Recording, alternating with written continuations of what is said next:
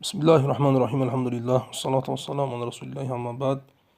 Қаладағы адам салқын үшін дәретке немесе жонып болған адам ғосылға таяммум соғуға бола ма? Қаланың ішінде күн салқында. Жалпы дәретке келетін болсақ, қаланың ішінде салқын үшін. Салқынның өзін ғұламалар айтады.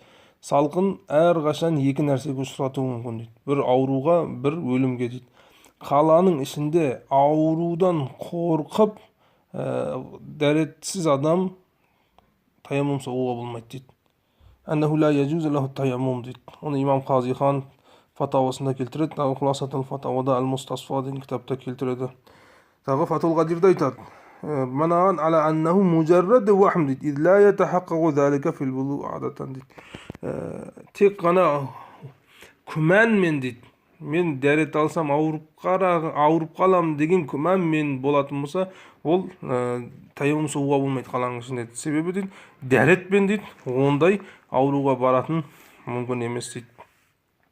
Онда қаланың ішінде дәрет үшін таяммум соғуға болмайды салқында. Бірақ қаланың сыртында болады.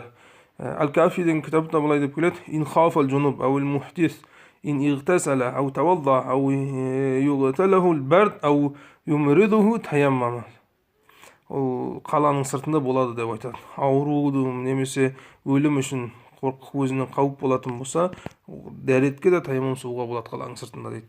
Бірақ қаланың ішінде болмайды, міндетті түрде дәрет алу керек деп айтады. Егер күмән үшін, бірақ яқин болатын болса, ол дәретке де таяммум соғуға болады. Бір тек қана күмән болса, мен ауырып қалам дейтін болса, ол да таяммум соғуға рұқсат емес.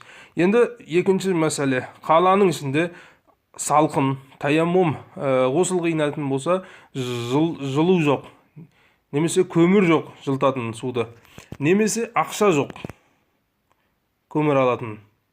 Мына адамда өзі ғосылға көп мұқтаж болатын, күн сайын ғосылға мұқтаж болады. Ол адам таяммум соғуға бола ма?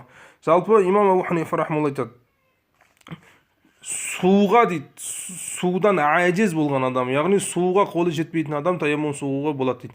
Әжез деген не? Яғни суға қолы жетпеген адам екі шарты бар дейді.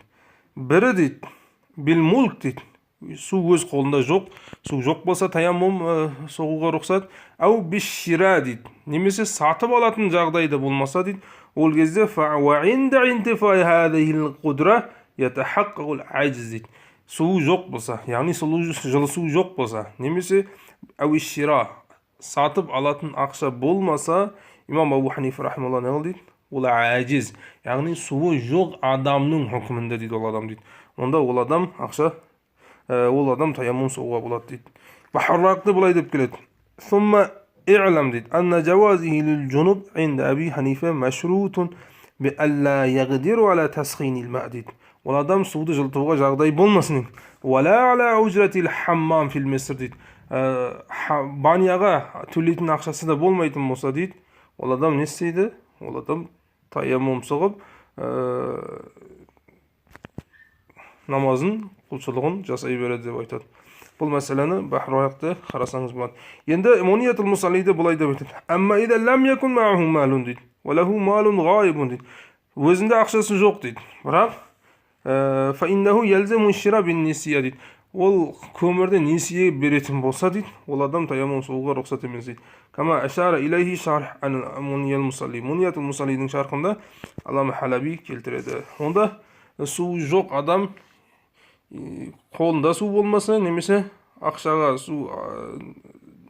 су сатып алатын жағдай болмайтын болса, ол адам таяммум соғуға рұқсат қаланың ішінде да.